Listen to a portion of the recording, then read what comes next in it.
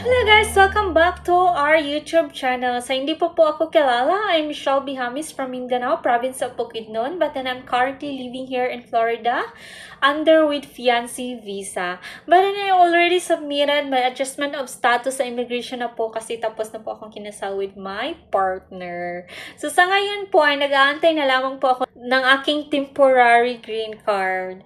So, by the way guys, as promised po, mag-upload po ako ng video kung paano po namin process yung application ko for FIANCEE visa. So for your information guys po, DIY lang po talaga ako during my application kasi wala po kaming pangbayad sa attorney. So kaya sa mga nagpaplanong mag-apply ng FIANCEE visa po, sana po ay makatulong itong video yung i-upload ko. But then don't forget to like and subscribe po. Paano nga ba mag-apply ng FIANCEE visa? So, dapat po si US citizen fiancé niyo po at ikaw ay dapat mag-meet in person kasi yun po talaga ang number one requirements ng immigration para kayo po ay maging eligible to apply the FIANCEE visa. So, after nyo po mag-meet in person within 2 years po, dapat po ay mag-submit ng Form I-129F or petition for alien fiancé ang inyong foreign fiancé sa USCIS. So, ito po ang form na kanyang isasubmit upang kayo po ay kanyang maging beneficiary. So, uulitin ko po, Form I-129F or petition for alien fiancé. Yun po ang unang isasubmit ni US citizen fiancé. Yun po ang kanyang unang isasubmit.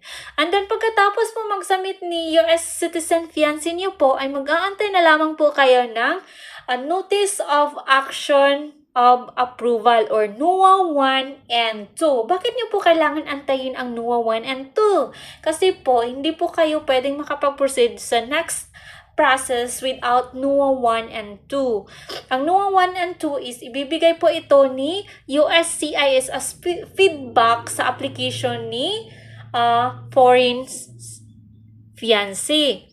After po makareceive ng NUA 1 and 2, pwede na po kayo mag-proceed ng DS-160. So, ang DS-160 po, ang mag-file po nito ay si beneficiary. So, makikita niyo po ang form na DS-160 sa Philippine Embassy or sa USCIS sa kanilang website po. Online po kayo mag-apply.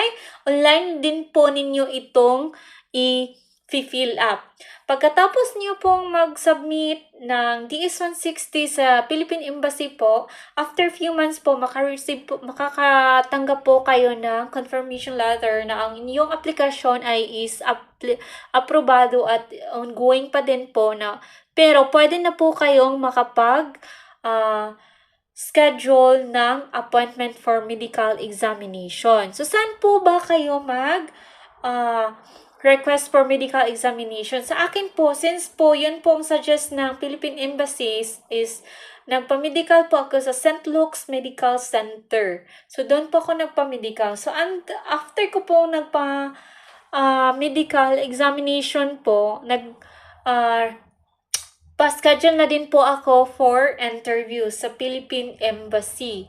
So, ano nga ba ang requirements niyo po sa Philippine Embassy during your interview? So, sa akin po ay, ang dinala ko po during my interview is, ang first dinala ko po is, number 1 is ang aking appointment for interview, yung confirmation po.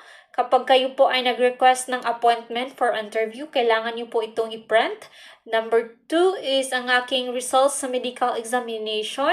So, dapat po, bawal nyo pong i-open ang result ng iyong medical examination kasi po nakalagay po iyon sa brown envelope. So, wag ninyo pong buksan. Kasi after your medical examination, ibibigay po sa inyo ang result. So, dapat po, huwag nyo po itong bubuksan. Dadalhin nyo po ito during your interview. Number 3 is, dinala ko po yung passport ko. Number 4 is yung 2x2 passport size ko po. And then, number 5 is my birth certificate from PSA. Number 6 is Sinomar, of course. Number 7 is NBI clearance. Napaka-importante po talaga na magdadala kayo ng NBI clearance. Part po ito sa requirements ng inyong application or requirements for your interview.